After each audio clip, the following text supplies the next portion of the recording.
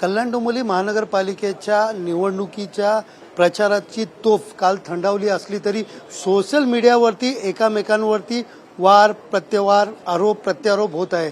मी सध्या उभा आहे प्रभाग क्रमांक 6 मधील मनसे व शिवसेना कार्यालयाच्या बाहेर आणि आपण पाहू शकता या ठिकाणी जे उमेदवार आहेत या उमेदवाराच्या नावाने सोशल मीडियावरती एक पोस्ट नेमकी व्हायरल होते आणि या पोस्टमुळे या ठिकाणी मोठा चर्चेचा विषय बनलेला आहे। नेमकी ती पोस्ट काय आहे हे जाणून घेण्यासाठी आपल्यासोबत या प्रभागातील उमेदवार आहेत। उमेदजी काय सांगाल, जी पोस्ट एक व्हायरल होते नेमकी ती पोस्ट काय आहे, कशा प्रकारे बदनामी तुमची करण्यात येते? आमचा जो पॅनल आहे या प्रचारामध्ये एक आदर्श पॅनल आणि एक आदर्श प्रचार यंत्रणा राबवणारा पॅनल म्हणून जाहीर झालेला आहे। प्रसार माध्यमांनी त्याची नोंद घेतली आणि या पॅनलला कुठेतरी बदनामी करण्याचं, कालबोट लावण्याचं आणि ज्यावेळेला कार्याने किंवा विचाराने लढाई जिंकता येत नाही आणि आम्ही जी केलेली कामं लोकांसमोर ठेवतोय त्याला म्हणजे यांच्याकडे ती कामं ठेवण्यासारखी नाही आहेत, त्यामुळे कुठेतरी विकृत विचाराने असा भॅड प्रकार चालू। काय नेमकं पोस्ट करण्यात आली आहे?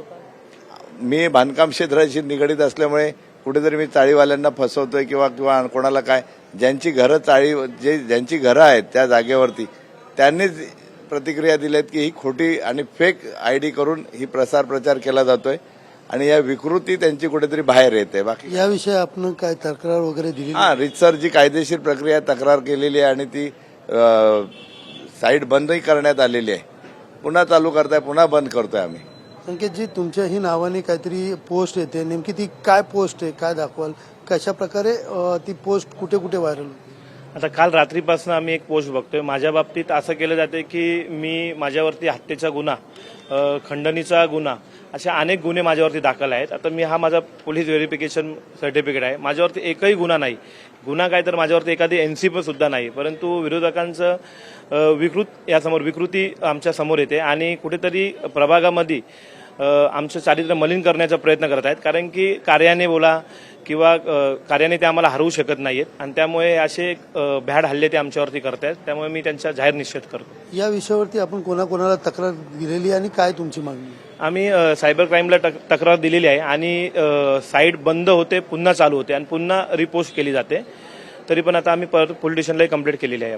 काय मागणी आहे, काय व्हायला पाहिजे? हे जे कोणी करतोय, कारण की हा फेक आयडी आहे, तरी जे कोणी करतोय याचा शोध घ्यावा आणि याच्यावर कायदेशीर जी कारवाई असेल ती कारवाई करावी। कल्याण पश्चिम असेल, पूर्व असेल, डोंबिवली पूर्व पश्चिम असेल, अशा अनेक ठिकाणी अशा प्रकारच्या AI जनरेट काही फेक पोस्ट ज्या आहेत त्या सोशल मीडियावरती व्हायरल होत आहेत। नेमकं आता निवडणूक आयोगाकडे, पोलिसांकडे याची तक्रार दिलेली, मात्र तरी देखील ती साईट बंद किंवा पुन्हा एकदा सुरू केले जाते। यामुळे जे उमेदवार आहेत ते उमेदवारांना ही नेमकी सोशल मीडियाचा जे प्रसार आहे किंवा सोशल मीडियामधनं जो प्रचार केला जातोय हे नेमकं या उमेदवारांच्या डोकेदुखी ठरत असल्याचं दिसून येत आहे। कॅमेरा पर्सन नागनाथसह सुनील जाधव, TV9 मराठी, कल्याण।